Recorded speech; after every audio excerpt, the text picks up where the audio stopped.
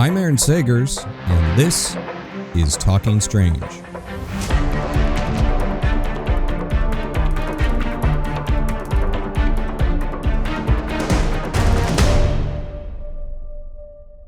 Hello, spooky nerds, and welcome to Talking Strange, a paranormal pop culture show with the Den of Geek Network.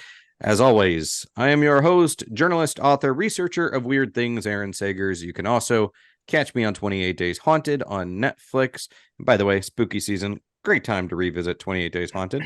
And you can catch me on Paranormal Caught on Camera on Travel Channel, the Max streaming service, and Discovery Plus. And today's topic involves Bigfoot.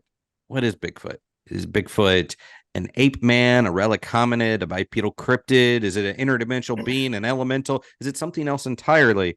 Well, I don't know, but a new documentary poses these questions and talks to a lot of people about the mystery of Bigfoot. And according to the synopsis, in the documentary, A Flash of Beauty, Paranormal Bigfoot, filmmakers delve into the world of Bigfoot, a legendary and enigmatic creature that has captivated the imagination of people worldwide. This film takes a unique approach by exploring the paranormal aspects that go beyond the flesh and blood theory often associated with Bigfoot sightings.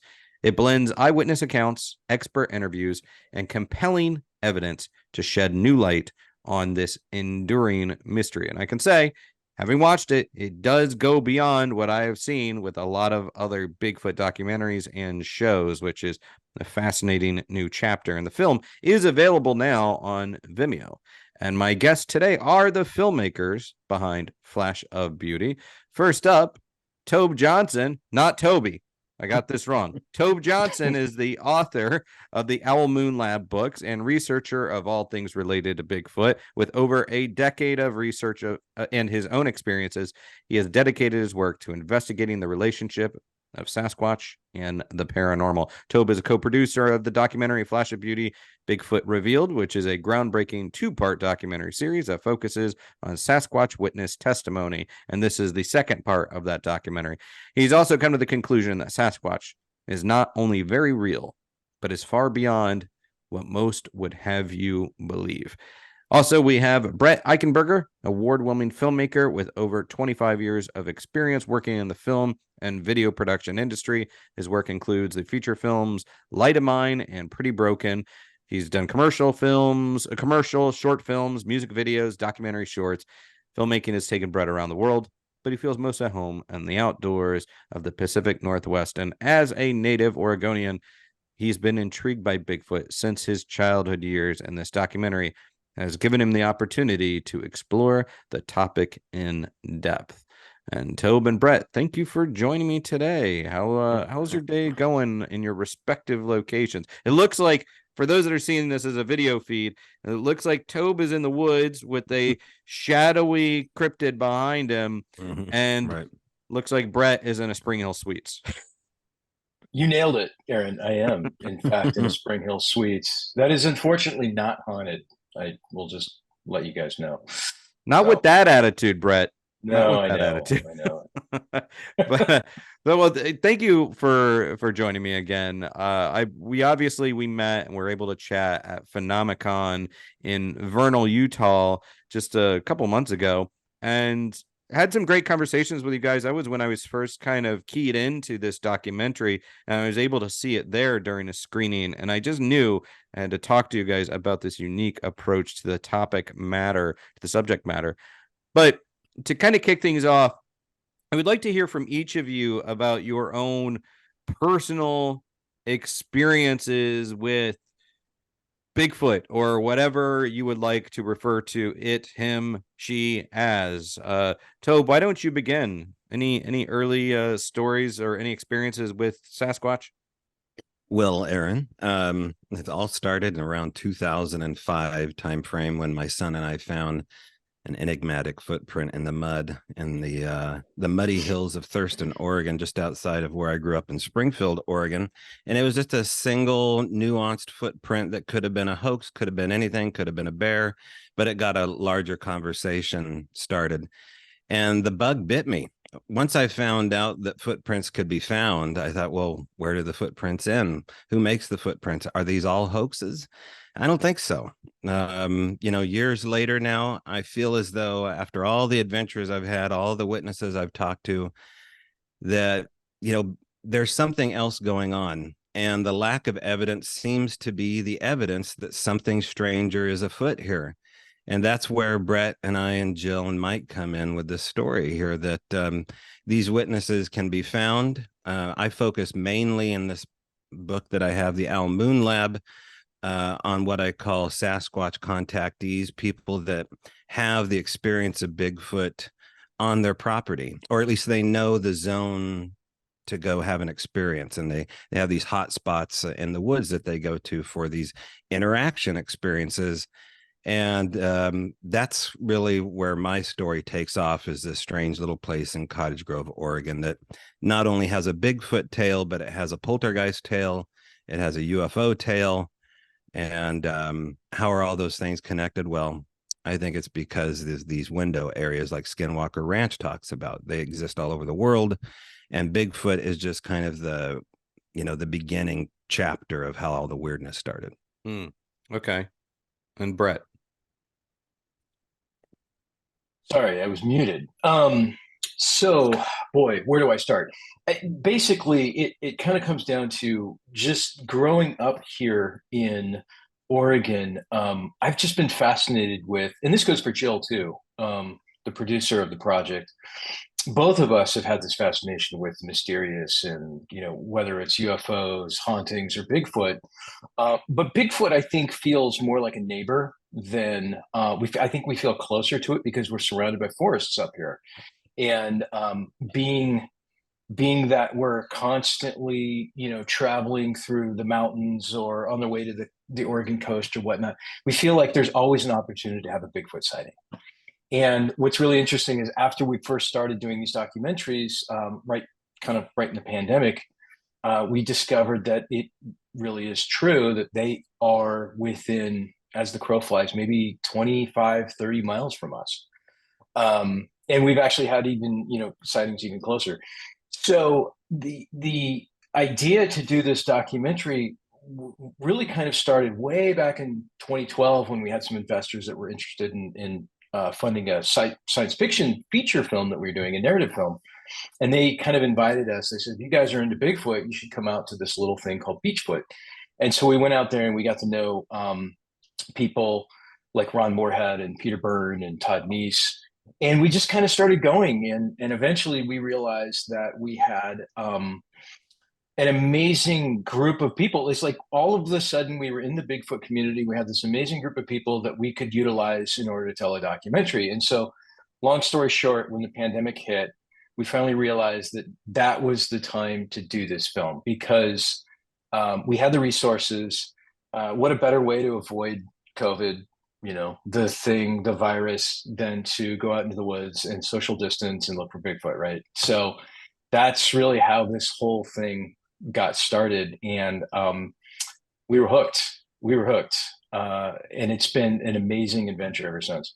Mm-hmm.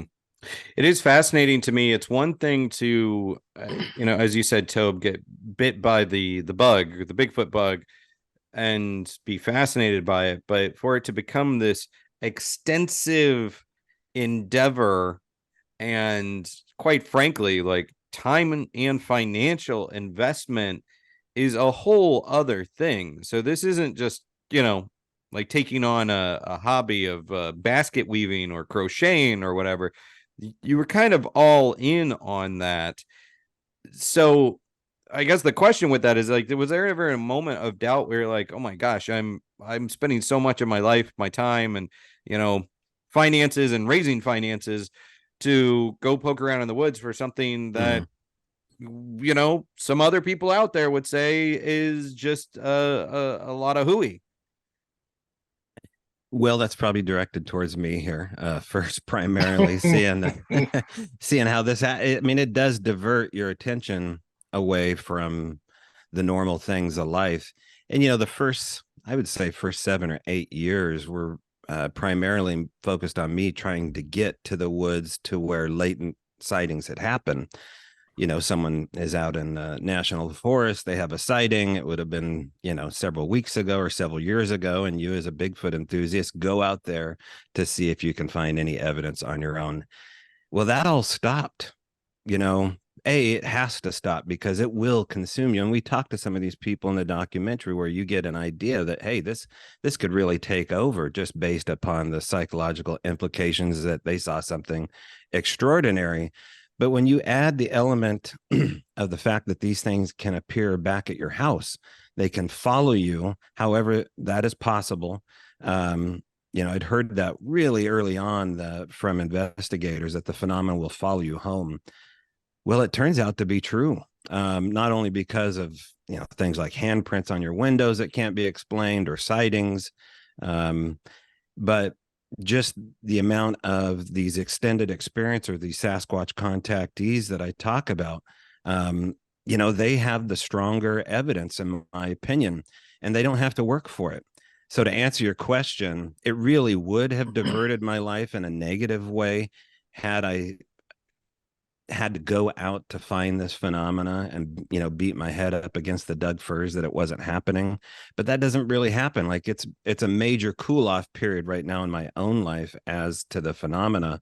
But I'm working with Brett and Jill on this film here, working with other witnesses via Zoom. So it really has kind of saved me a whole lot of feeling crazy as far as how this works. Mm-hmm. Even though the idea that Sasquatch can come to your house, sounds even crazier than going out looking for a giant primate. I just think that they're more of the spirit realm, more of the alien realm, to be honest. And we talk about that in the doc. Yeah. I'll circle back to that. But Brett, is there anything that you want to add to that as far as just dedicating your so much of your professional life during COVID, still a lot of time to put into this? Yeah, it's funny because being that we've transitioned from the narrative filmmaking process into, Bigfoot documentaries, I had a lot of friends and family members. We had both of us, Jill and I, even Mike to a certain extent, we've had family members kind of be like, whoa, this is quite the detour in your careers. What are you guys doing? Bigfoot, huh? And, and we're like, we had to be kind of like defensible about it until folks saw the documentary. And now everybody is completely bought in. So that's been fun. But, the other part of this too is that we've kind of become these quasi researchers, because once you have something happen to you that you try and debunk or you try and rule out, you get kind of a spike of adrenaline. And a lot of people don't really talk about this, but there is this kind of adrenalized adventure seeking. You kind of feel like you're like in the middle of a Steven Spielberg movie. You know what I mean? You're out in the woods, you're hearing these unexplained tree knocks or these growls, or, you're finding these odd structures that that were probably built by something other than hunters or whatever. So there's this, it's almost like treasure hunting to a certain extent. It's not just about trying to see one, although that's always the end goal, but it's also about finding the clues in order to kind of find the mystery. And at the same time, it's acclimating yourself to this idea that there are these 10-foot tall, 8-foot, 10-foot tall beings that are habitating in the wilderness that can disappear and or cloak. And so look, I would encourage anybody and everybody to go out into the woods and just be quiet, listen, start kind of paying attention to what's out there, because pretty soon you're going to start hearing and seeing things that you didn't ordinarily notice. And it's a heck of a lot of fun. Brett, let me stay with you for one more moment on that. I was curious about the mission from a narrative standpoint, the mission between these two parts of the documentary, between Flash of Beauty, Bigfoot Revealed, and now Paranormal Bigfoot. You have the not separation, but whereas one kind of focuses on the eyewitness and you're bringing in, scientists for that, this one seems to be full woo-woo, if you will. It goes into the metaphysical and the spiritual, as well as, you also talk about quantum physics and things like that. But had that always been the desire? Was it always the plan to split all of this footage up into two docs and with these two different approaches? No, no. When we first started shooting the original documentary in 2020, in June of 2020, we thought that it was just going to be one encompassing documentary that was going to cover all aspects of Bigfoot. And we knew, Jill and I knew that there was a paranormal aspect to it, but we had no idea to what extent. No idea. And I remember the first time that I had heard that there might be a paranormal aspect to it, I thought, nah, that sounds too outlandish. But we quickly realized as we were doing interviews, especially after the camera was turned off, that these eyewitnesses would be like, oh yeah, I wasn't comfortable talking about the orbs and everything else. And we thought, well, wait a minute, this is part of the entire story. I mean, if this stuff is happening, we need to share it. We need to talk about it because it's data. And we want to try and, be true to the science because there is a science behind this. And that's why we get into the quantum physics and some of the different theories that are floating out there as to how, a 10-foot tall flesh and blood being could just all of a sudden disappear. There's got to be a science behind it, right? So we quickly realized that we needed to split this documentary series or turn it into a series and split it into two parts and give the flesh and blood aspect, just basically establishing the fact that there is a presence in the wilderness, and then just give the paranormal its due in a second film. Mm-hmm.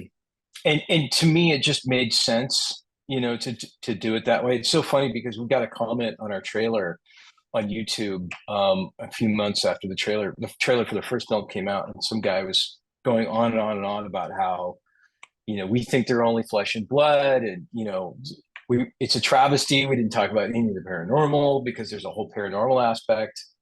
And it's really true. And, we can get into this a little bit later, maybe about how there's a bit of a division in the Bigfoot world between the flesh and blood and the woo. And what we're trying to say is, no. We all need to work together to take a step back, to take a look at all of the evidence, because there's clearly something else going on. Mm-hmm. And yeah, let me just for the record, let me say that the term woo, I personally dislike because it just seems so dismissive, and I think it detracts from the free exchange of ideas. Sort of what you were speaking to was some of your reluctant eyewitnesses. It becomes dismissive, so I dislike it. However, it is also a shorthand. And with that said, Tobe, would you say that it was a heavier lift talking about sort of these sightings that veer into the metaphysical and spiritual? Is that a heavier lift as opposed to talking about this phenomena as a cryptid, as a relic hominid? I don't know. I guess it depends what company you keep when you're talking about it. I've just grown used to the fact that the cooler stuff was happening over in the stranger side of the forest, and it was just an easier hang. And so for me, I just surrounded myself with people of like minds. Sure, in the beginning, this division point is something that you just have to decide whether or not you're going to live with or not. I mean, I can't tell you the amount of people, like Brett said, that, after the bar is closed or after the campfire dies down, the real story comes out and you just get tired of it, because you yourself have experienced, behind me, you see the Sasquatch here and all these lights. Well, that was really the first clue that this was so much stranger than just Bigfoot, because when you see these self-organized gas forms that seem to be alive of different colors that are organic, and they're in proximity of footsteps and rock throws in the deep forest and sightings and eye shine, once you see it, it's just totally changes you. It changes the game of what you're looking for. And so that's way more exciting than just being, ashamed of talking about it. You have to talk about it. You just have to find the right group to be around. So luckily now, in this documentary, unfortunately, we haven't all met except in our podcast. We do a Flash of Beauty, the podcast. There's a little plug, but one day I'd love to sit around with all these like minds of part 1 and part 2 and hash out all these puzzle pieces, because I think we have, so much to share, even the flesh and blood side. Yeah.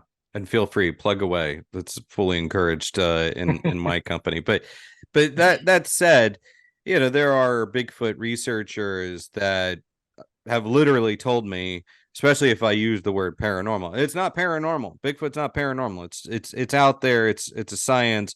And there are and let's face it, we do end up at events, like I said, Phenomenon. End up at events with primatologists and anthropologists who are taking this very kind of physical science approach to this. So what do you say to some of these researchers you might encounter at these events that say it's not paranormal, and you're also kind of taking away from the quote unquote serious work that we are doing?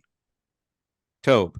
Well, in the case of Simeon Hine, Dr. Simeon Hine, throughout the documentary, he gets into the idea of what these orbs could actually be and how the government's interested beyond a classified means to look at these orbs. And something, and the basis of it is that ball lightning is a relic form of its own, and it has its own self assembly of consciousness. That's, in short, very simple terms, but it's a beginning of understanding the fact that we can have this scientific discussion about stuff that hasn't been studied in public yet. I think it is being studied in private. And Simeon is just the most brilliant voice I think we could have in this documentary to talk about something like this, because he does stand on the fringes, but he has this he started in the world of remote viewing and crop circles. So it's just like me, as far as he has this beginning base knowledge of understanding from remote viewing and crop circles, and now it's led him to this other territory. Well, I think if you're really honest with yourself, you find yourself in these other territories of science that hasn't been looked at yet. So I would just ask people to, kind of have patience for the people that are dragging their feet and their knuckles. Eventually they'll come along. Yeah, it is interesting. You have a interesting selection of interview subjects in this, and Simeon bringing up the ball lightning and talking about it was cold matter, I believe, in the documentary. It's different kinds of chapters that you're introducing into this conversation. I'm curious, from your perspective, are there differences in contactees, experiencers of the Bigfoot kind versus the UFO kind? And if so, or even if you can say of like sort of the ghostly kind, what would you say are the differences between those experiencers and / contactees, eyewitnesses? Brett, is that something that you could speak to first? I do want to kind of go back to your point, and I think Tobe is actually probably better to speak on this one. But I want to go back to some of the guys out there that are strictly flesh and blood, and I just want to say that it takes an open mind to be a Bigfoot researcher. And I think all we need to do, and this isn't a ridicule or anything else, I just think that we all need to have an open mind when we're looking at this phenomenon. And the truth is that we all want to just put the data out there, and the data is I think we've done a great job of showing that some of that data in this film. And we want to put it out there, and we want to say, look, we're ticking a lot of boxes of crazy phenomenon. So let's all get together and take a look at it. This is serious. This is a serious scientific research. A lot of the things that are happening with these eyewitnesses are the same things that are happening with UFO eyewitnesses. They're observing the same types of physics, quantum physics, if you will, whether it's anti-gravity or it's some of the orbs or it's the instant appearing and reappearing. These are now being rumored to be things that the government is actively studying, and technology the government is reengineering from crashed UFOs. This is stuff that's coming out in the public in congressional hearings.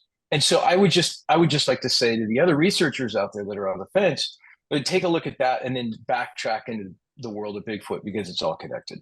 Yeah. And with that being said, I'll pass it off to Tobe to answer your question. Well, let me just interject real quickly there, Yeah, because you touch on something that I very much agree with. And it's that once you're already in this sandbox and you're looking at these anomalies, you're already the weirdos. We're yeah, already the fringe compared to what maybe other people out there might think. I'm reluctant to say mainstream, because mainstream is even shifting their paradigm in my experience, but we're already the weirdos in the sandbox. So even if you have this strict opinion that Bigfoot is this, and then you have this theory that Bigfoot is this, we can still be weirdos in the same sandbox and say, well, I think that, but that's cool that you're doing that over there. Best of luck. I'm going to still do this. And, we can still hang out and maybe help one another instead of these divisions. It's like, why create divisions and boundaries amongst the weirdos that are already separated from a lot of other people out there? exactly, exactly. And I think there is a little bit of a fear component too for all of us, because this is kind of scary stuff. It's so outside of our normal reality. And we really get into that, especially towards the end of the documentary with these two guys, Harold and Cody. I mean, what they've experienced and what they've seen has completely and totally changed their lives. And frankly, it's beyond bizarre. When I Yeah. first heard the story, I thought, I don't know. I mean, I don't know if we can show this in our film unless these guys are really credible guys. And literally 30 seconds of talking to Harold on the phone, I was like, man, we're going down there. We're going to do this story because these guys are legit. He believes what he saw. So I've gotten off track here. Well, that story, and I do want to talk about that story a little bit more in a minute, but that Yeah. is, yeah, that one is a bit of a mind screw. But let Hmm. me just backtrack a little bit, Tobe. Because you also research other topics with anomalous topics, have you found a difference versus or an overlap amongst experiencers of other phenomena? The missing time is a thing. The lights are a thing. Implants, I don't think so. I haven't talked to any Bigfoot witnesses that have those. The big one, though, is these greasy albivernics is the new coin term. These greasy, latent, greasy, oily handprints that are left behind that are kind of etched into what they talk. They seem to microscopically transmute and change, the chemistry of things that they touch. That's why you can't get them off. Well, enter in Daryl Sims from, AKA the alien hunter, right? Who looks at implants and work with Dr. Lear. And he's been finding the same things with abductees. These four-fingered, sometimes greasy, oily handprints are a part of the Al Moon story. Large primate-looking handprints as well. So what is this substance, this albivernix? It hasn't even been tested. There's no real data point to go on except for the work of Doug Hychek from Monster Quest. So to me, that's really fascinating that could be related in some way, and the chemistry, the biology of these things here. But when you look at the actual, we found hairs. There's hairs involved with our story in particular, and these knee prints, knee impressions rather. And the hairs always come back human-like because we don't have a base data set to go off of with, taking a hair off a corpse. I think that's because there's something going on with the DNA, as far as commingling between species, a hybrid of some kind. Something is like us. And I think that's why this is so darn addictive, is that there's this element of familiarity in our own DNA to the other. That's what these demigods are, is the celebration and the worship of the otherness. And Bigfoot flirts with that. It has its own addictive kind of spiritual religious quality, because of the fact that they are so magical. Once you get to know this phenomena, it is kind of like looking at this this god of sorts. They have those same kind of qualities. And there's a couple different places I want to go with that. And I guess the let's stick with the sort of demigod notion for a moment. you do speak with indigenous people about these legends and this lore. And I think even for the casual observer of Bigfoot stories, people would know that there are tales of these types of creatures across cultures, across the globe, and to say the very least, in the Pacific Northwest. But let's stick with the Pacific Northwest for a moment. You do speak to some indigenous folks up there. Was there reluctance in getting people to open up about this? Because let's face it, there's a lot of white folk that go into these locations and say, hey, I want to learn about your stories and I want to learn about you. And then they botch it so badly and it looks like they're just making fun of these people that they've kind of clammed up and don't want to talk anymore. Yeah, that is a difficulty. And part of our job as documentary filmmakers is to build trust. And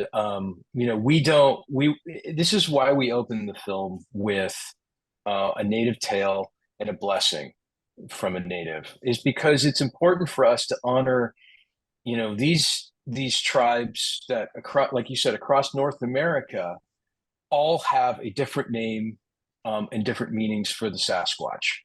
And of course, Sasquatch is a native word that just kind of stuck. It came from a tribe in lower British Columbia. But it's important for us to honor them because their history with them goes back thousands of years, maybe even tens of thousands of years. And so in going to the documentary, I mean, we really would have liked to have had more of a representation. And perhaps in the future, we'll do a documentary that is entirely based on different tribes' interactions with Sasquatch. But there are a lot of tribes out there that want to keep this information to themselves, and we talk about that in the first documentary. And that's understood, and we understand that. And we're hoping that through these films, we can, like I said before, build trust, so that at some point, when there's a group of folks that would really like to share their stories, they can come to us and feel comfortable in doing so. Yeah, I actually was recently in Nevada, and I had spoken to at least one person that was a native person that was telling me a story and preferred just to stay off the record and not have their tale documented, which was a shame. I was quite disappointed by that, but also entirely understood their perspective. I mean, I guess on that note, outside of Native Americans, were there people that you would, while filming, while at the local bar, maybe after a shoot day, that are telling you stories where, like, this is incredible, we want to include this, and they're like, hell no, leave me out of your Bigfoot bullshit, like, I want nothing to do with this, I got a job to go to and a reputation to uphold? Did you encounter that, Tobe? Yeah, or Brett? Yeah, Brett. Oh, I just want to add one more quick point. Yes, we did encounter that to a certain extent, but not a lot from the white folks, if you will. I mean, there's some people out there that are just camera shy. Harold and Cody. Harold was like, he's like, I don't want to do any more interviews. I'm going to do your interview because people need to know this information. But I don't really have interest in. I don't want to exploit this or anything else. I want to bring up another point too that I forgot to mention about the native tribes and stuff. People, especially online, talk about how there's no good photos of Bigfoot. They're all blurry and stuff. And I can sit here and I can confidently tell you, because I've seen them, that there are crystal clear photos of Bigfoot all over the place. And natives have them. Some white people, or whatever you want to call it, have them. There are crystal clear photos, and people do not share them, especially the natives, because they don't want people on their reservation. They don't want people hunting them. They want to protect them. But they're out there. People have them. They're clear videos of Sasquatch swimming across the Columbia River, and all this other kind of stuff. But which you have seen. Which I have seen. I've not seen all of them, but I've seen clear photographs and other evidence that I politely asked to share and was told no. You know what I mean? I want to try and put out as much evidence as possible, but I completely understand that, and I respect it, and I'm not going to push the issue. I want somebody to come forward and say, I've got something that I really think is important for you guys to share. It's authentic, and here's why it's authentic. and then we'll take it out and we'll share it. Tobe, for you, I want to get into some of the especially weird elements of this documentary. And pretty early on in the documentary, you're on site and there are these knee impressions in the mud that are discovered.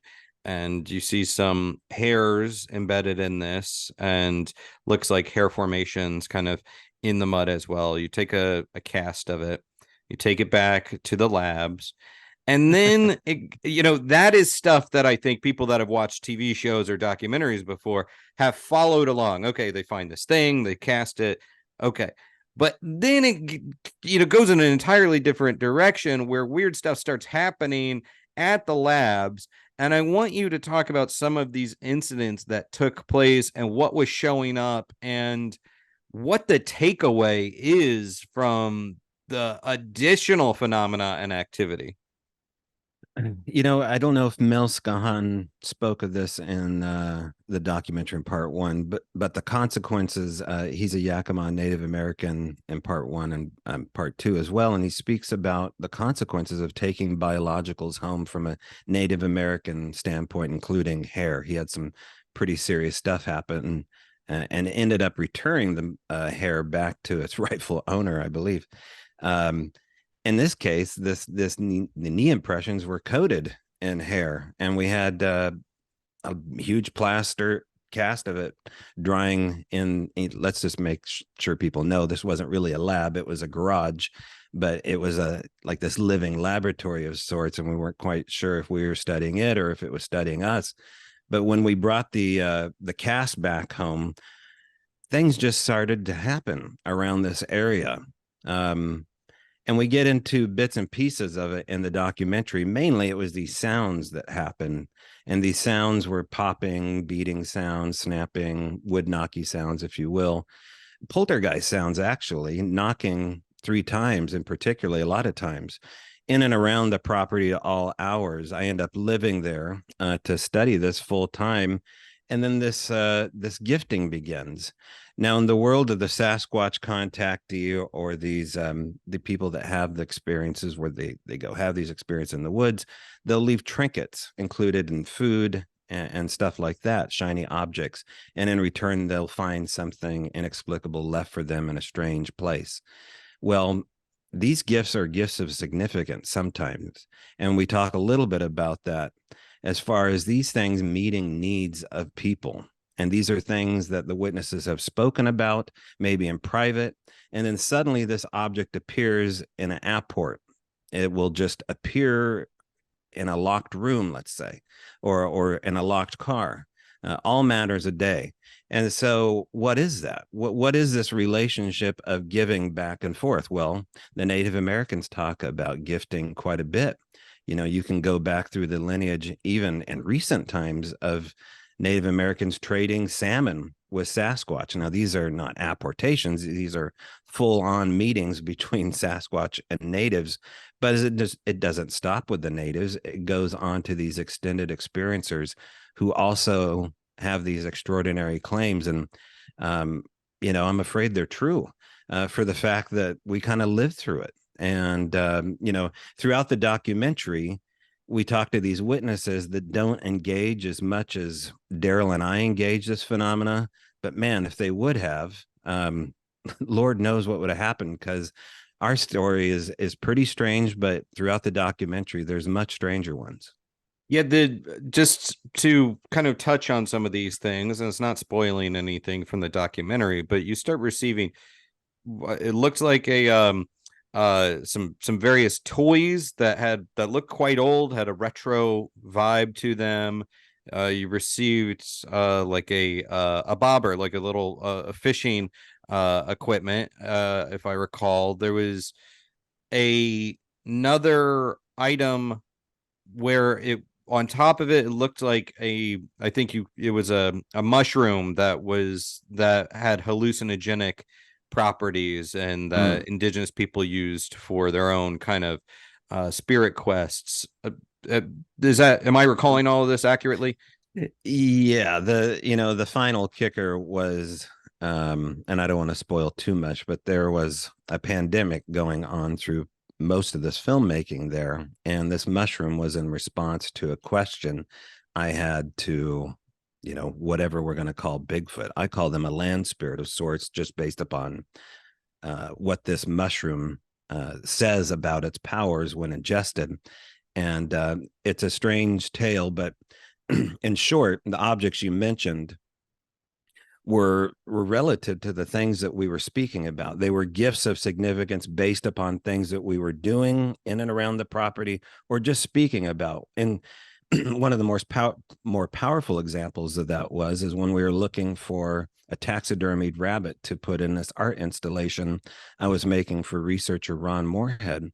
And 3 days later, after speaking about it on the property, excuse me, I found in front of my Jeep after I got home from work at 12 o'clock in the afternoon on a hot summer day was a dead rabbit, barely in rigor mortis state, laying in front of my trailer. And it had a rock sticking out of the right side of its head. There was no necropsy. There was no predation. There was no bugs. It was delivered in front of my trailer. And at which point I said, well, thank God it's not a snake. I hate those. And 3 days later, in the exact same location, was a beheaded snake still writhing at the point where I found it. So this gets into the point of the trickster. And, throughout the documentary, and in fact, we have the trickster kind of show up in the documentary at the Al Moon Lab with a psychic named Tara Harris. And, that footage there, I'll let Brett go into more detail about it, but it's one of the more inexplicable shots besides Barb Shoop's Cloaking Bigfoot shot, for the fact that Brett caught the phenomena on 2 cameras. So, this place I've left since, the last 3 years. It still exists in its own form with other people enjoying it. But, all this stuff works, Erin. It kind of follows you along. This hitchhiker effect seems to follow all of these witnesses to one degree or another. Well, before you respond to that, Tobe, do you feel like these gifts were, was it certainly seemed like it suggests intelligence, but do you view them as benevolent overall?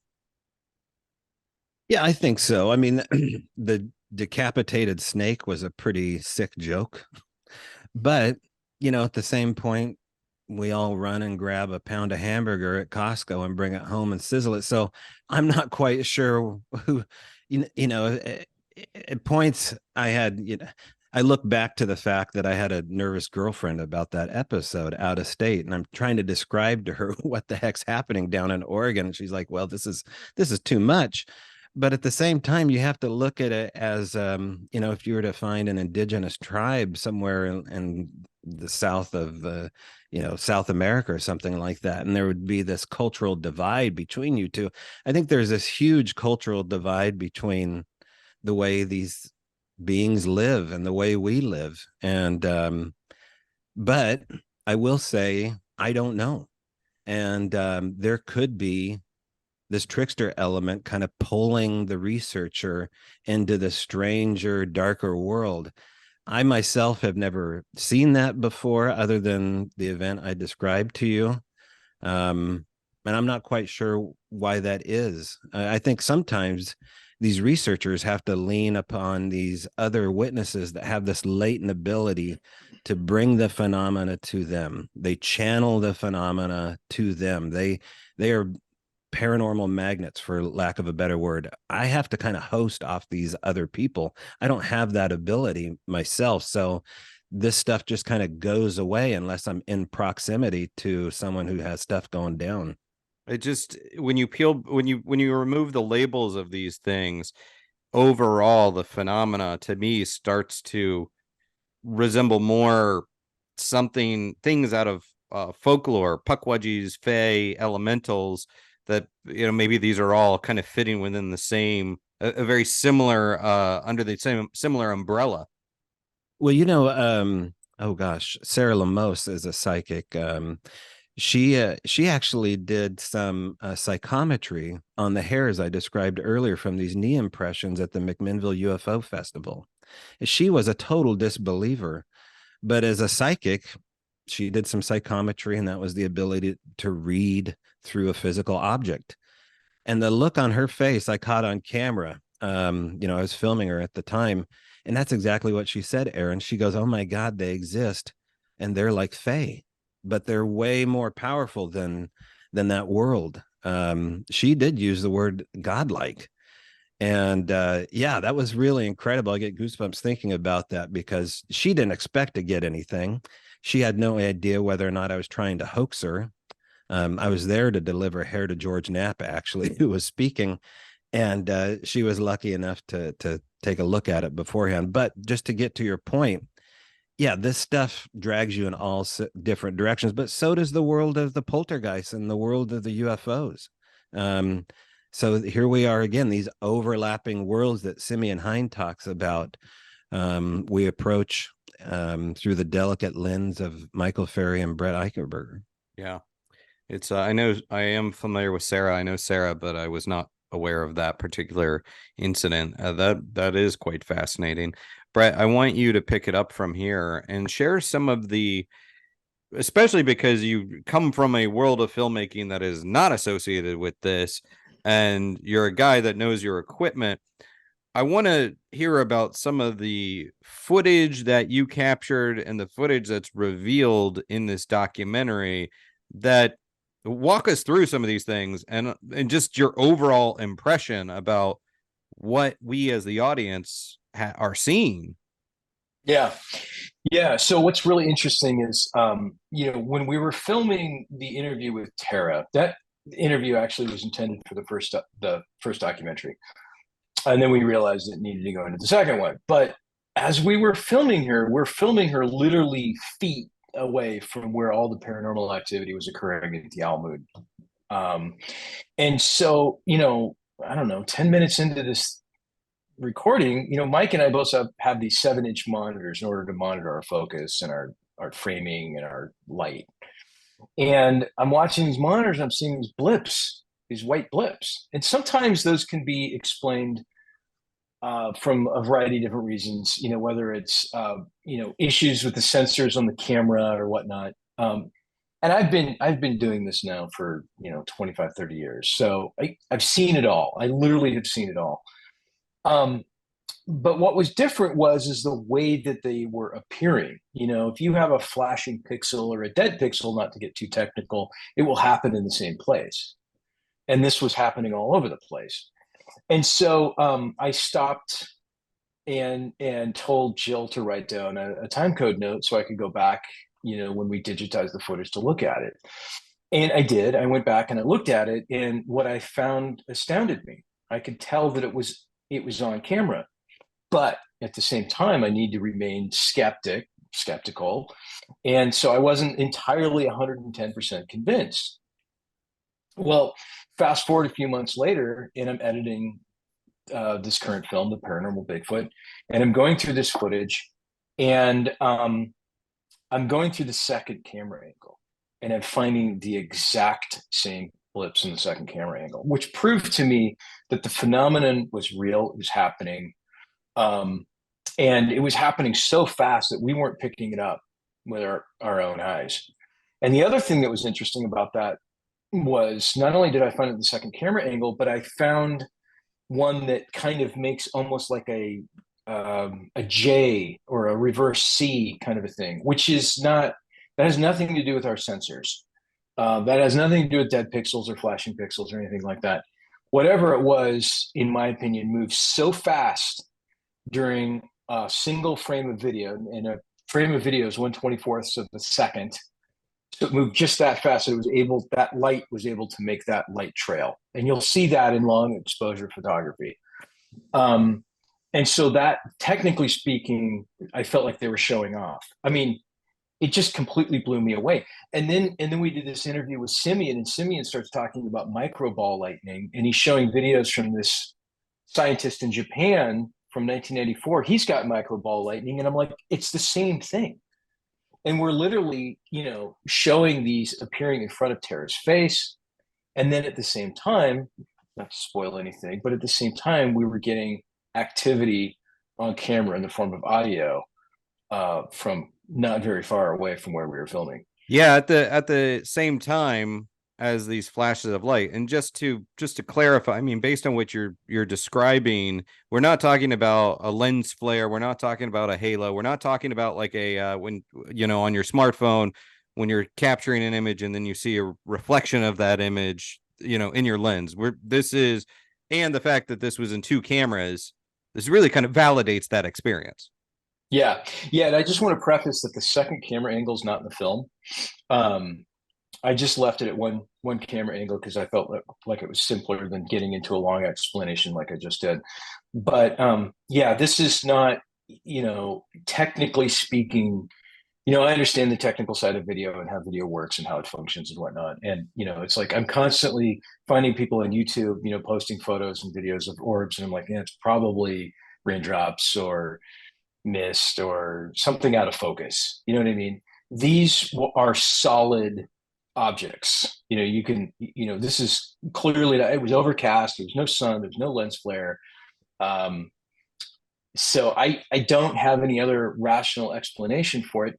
And the other thing that I want to say too is that all of us that were there during that time, we were all feeling something in the air. We were feeling some sort of electricity or something. Something felt a little bit off. And so, I think this is just proof that something was off.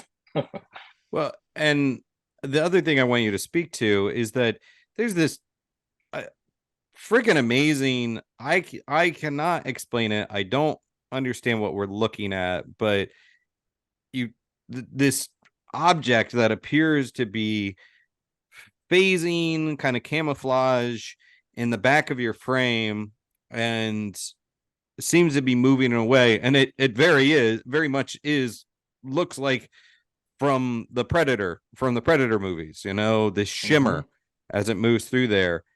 I want you guys to speak to this because it's quite amazing, but it's also the kind of thing that people will be like, nah, like certainly that's a bit of a setup. So kind of walk us through that footage that people will see with their own eyes when they check out the Flash of Beauty Paranormal Bigfoot.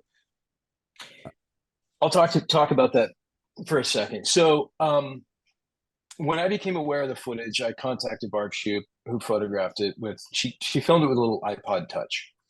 And what she does is she puts the iPod Touch on a walking stick, and then she kind of walks around the woods. This is not more than maybe a tenth of a mile from her own home in these woods near Mount Rainier. And she puts it on the stick, she hits record, and she goes about her business. So the theory is that if you're not making eye contact with something, you might actually get something on camera. So she got this footage. What she saw in real life was black, solid. And when she went back to review the footage to see if she'd got it on camera, she saw the cloaker. And so this was released on YouTube a number of years ago after it happened, because I think she photographed it in 2014. So I was aware of it, and I contacted her and I said, I really would like to get the raw footage, the actual file that you pulled off your phone. I need to know it wasn't tampered with.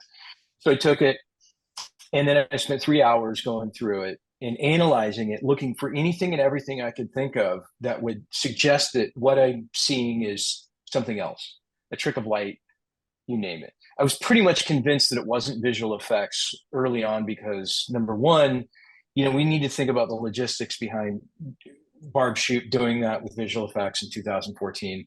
And if that were a perpetrated hoax, it would have been extremely expensive to have done the motion tracking of the visual effect, to do it all in one take, and then to go and then downgrade the video quality to make it look like it was actually captured on an iPod.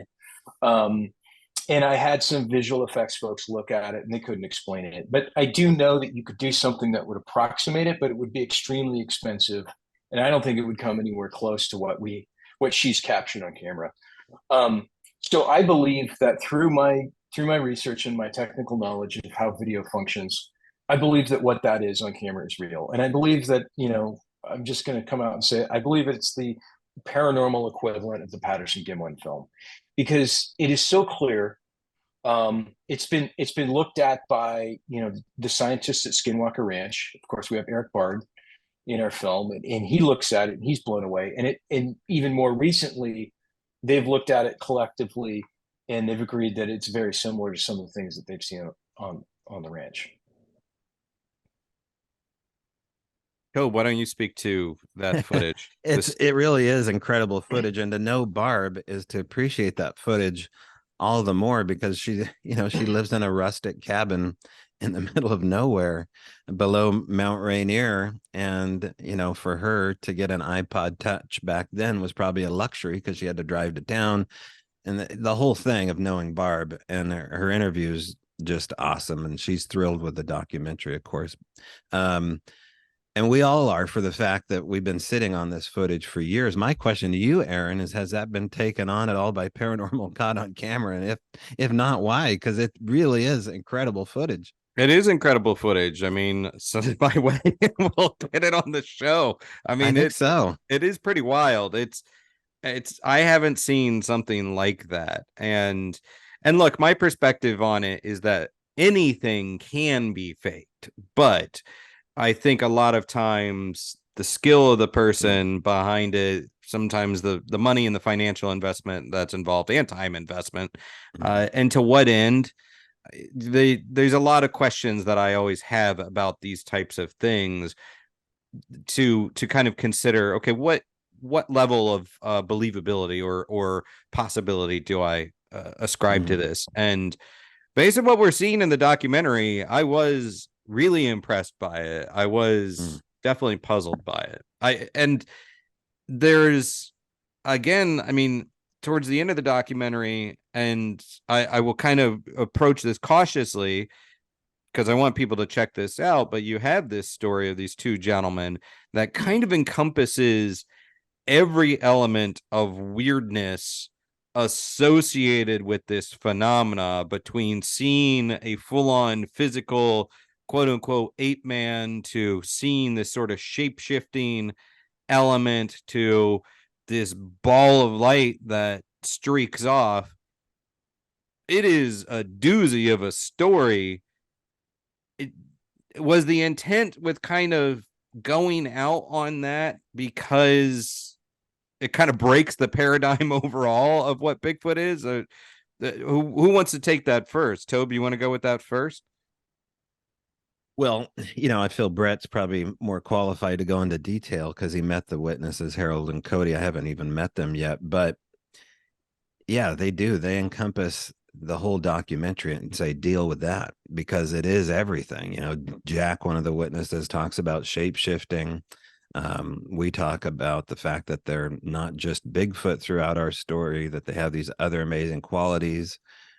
Certainly the orbs and lights are captured in the documentary. And then you have the culmination of this, these incredible witnesses. And I'll tell you something, witness testimony is admissible in court for a reason. And when you interview enough people, and Erin, you can probably speak to this as much as Brett and I can, there's this quality of people that are telling the truth that you just can't duplicate.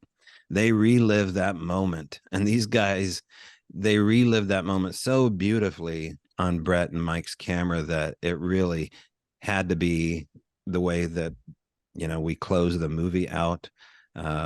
It's just an incredible encounter story. And I should say too, and Brett, you can attest to this, Cody lives way over on the western part of the Oregon coast, and that guy drove all the way from the western part of the Oregon coast to go to the screener in Utah to watch the screener and get to work the next day. So who does that? Someone that is so invested in fame and fortune that they don't want to be known for it anymore. They don't have a book deal. They don't have nothing. They just wanted to be there for the moment to appreciate the footage. I just thought that was such an impressive thing that not a lot of people know. Mm-hmm. Brett, do you want to add to that? I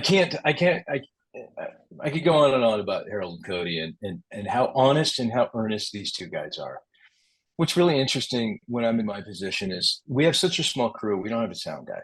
And so I run the sound, and I'll put wireless lavalier mics on these guys, and they have recorders built into them too. So I have a backup. And I'm not spying or anything, but when I get into post and I start editing, I'm going through audio. And I'm hearing these guys, we've Mike and I are setting up lights or whatever, and the camera packs just keep recording. And I'm hearing them talk about the details of the sighting. And they're saying the same things to one another in private that they're saying to us on camera. You know what I mean? I encountered that also with Chad and Cody, and I actually asked them if I could use part of that in the film. So, I mean, they're 110% authentic. They have zero to gain. They don't want anything financially. We never, ever, ever pay anybody to go into camera. It's all by their own choice. And so what these guys saw was real. I don't think this was any sort of mass hallucination. And, I'll back up a little bit to a headline that I read, an article that I read a few weeks ago about where a congressman was allowed to see some of the classified UFO footage. And he came out and he said, mankind can't handle the truth. We're not ready. We can't handle the truth.